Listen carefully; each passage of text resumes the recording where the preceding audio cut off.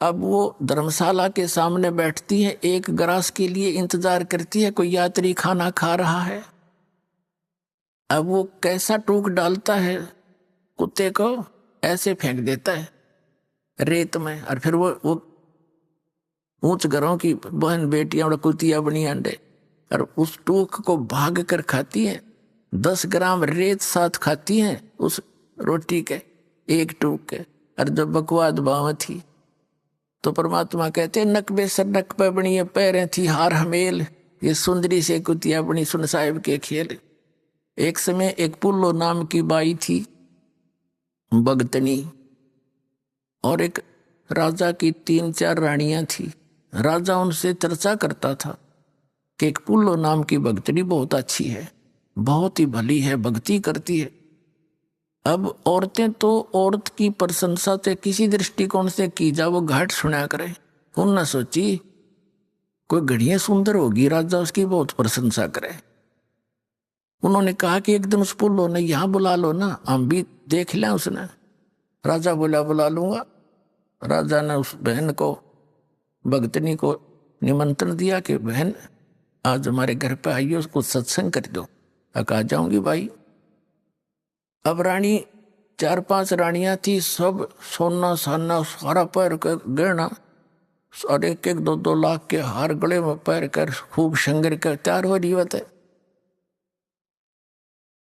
अब वह बाई गई बहन, हाथ में एक लाठी, कुत्त्या हटाने खातिर छोटा सा डंडा, हाथ में माला, खद्दर के कपड़े मैले से पुराने से, पैर में टूटे हैं लीतर, और कानों में मुंह में नाक में कुछ नहीं। जब उसने प्रवेश किया तो वो रानी हंसने लगी। अज्ञा के वह बोलो सारी हंसनो खूब दांदरे पाड़े, और वो नो दिखावा अपने वो खूब पैर के बैठी थी। अब वह जान गई पुल्लो कौन सी बालक थी, वह भी जान गई किस दृष्टिकोण से बकवास कर रही है। तो क्या कहती है कि ये गहना बाधा तन की शोभा, और यू तन का चो बांडो, और बिना भजन का कुतिया बनोगी राम भजो न रांडो।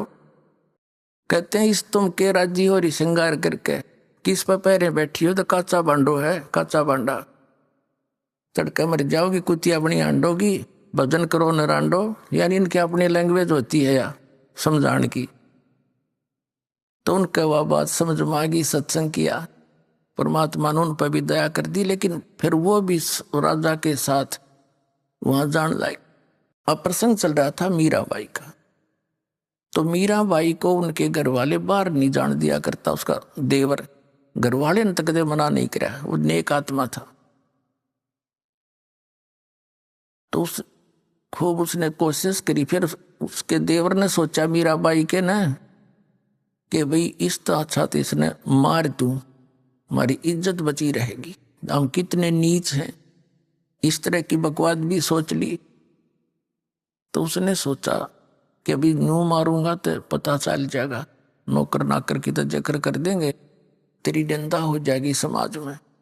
उसने सोचा कि तू इसको ऐसे तरीके से मार दे कि मेरा भी ना पटे। एक सपेले से बात करी, एक सपेरे से बात करी, गारडू से जो सांप रखते हैं सर्प, उससे कहा है इतना विषैला सर्प ला दे कि एकदम डंक मारते मर जा। उसने पैसे मांग लिए, दे दिए राजा ने, एक सर्प ला दिया, और उस सर्प को एक गहनों के डिब्बे में पैक कर दिया, डाल दिया।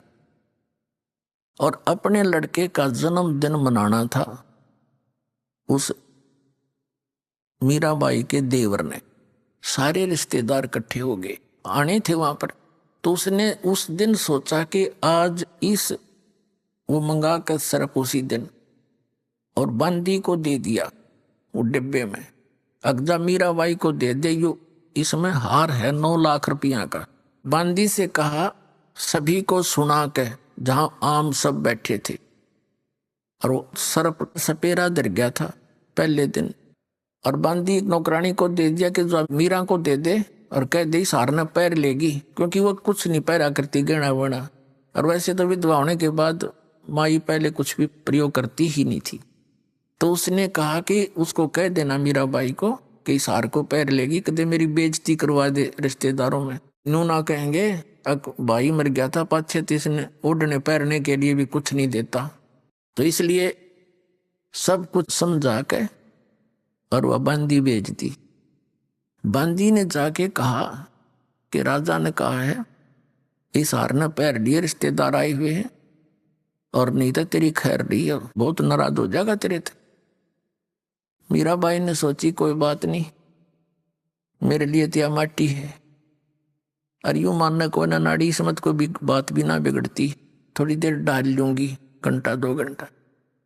बांदी के सामने ही उसने कहा खोल बांदी। नौकरानी खोल ले ला। इसने नौकरानी ने खोला, उसमें इतना सुंदर हार था, वहां आसपास कोई बने नहीं, उस क्षेत्र में भी नहीं बन रहा था, इतना बढ़िया हार उसमें। और मीराबाई ने पैर लिया, वह पड़ा रह गया। माटी यहाँ है, यहाँ एक जैसी है, मेरे लिए तो सोना नहीं, हीरे नहीं, मेरे लिए तो मिट्टी है। अब पैर लिया, बांधी आ गई। अब वो गया, फिर बाद में अकमरली होगी बात है। वो उद्देश्य ये लेकर गया था, लोग न सोचेंगे सांप से डसकर मर गया, अब पकी तो सांप आ गया होगा। अब अन्यों कौन पूछा था भाई सांप, वो बतानिया वो सांप लड़ गया, सांप लड़ गया, उठा लो, इस तरह सोच रहा था। तो थोड़ी देर के बाद वो गया कि वो मर चुकी होगी, और फिर सबको बुला के कह दूंगा अरे सांप लड़ गया भाई, सांप लड़ गया, बुलाइयो सपेरों को। वो जाकर देखा, दरवाजा खोला, वह हार पहने बैठी। मीराबाई से कहा कि उसके देवर ने कि दुष्टा यही काम करने जाती थी मंदिरों में, देखा ना तेरी पोल खुल गई, कहां से लाई ये हार तू, ये हार इतना कीमती हमारे पास भी नहीं है, तू कहां से लाई। अब वह मीराबाई आंखों में आंसू बहाई कि तू मुझे मरण भी नहीं देता, मुझे जीने भी नहीं दे रहा, आप ही हार भेजने वाला और मेरे को बदनाम कर रहा है। तू निकम्मे, तने शर्म आनी चाहिए कुछ। वो कहने लगा मैंने कहा भेजा, इस डिब्बे में भेजा तेने हार।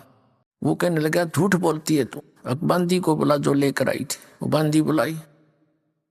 बांदी से उस राजा ने पूछा कि बांदी ये हार कहां से आया, कि जिस आपने जो दिया था उसी बक्से में था, और उसने सर्प अपने सामने बंद करवा के दिया। अब बताओ, परमात्मा जिसने रखे ये कुतरू मार सकते हैं?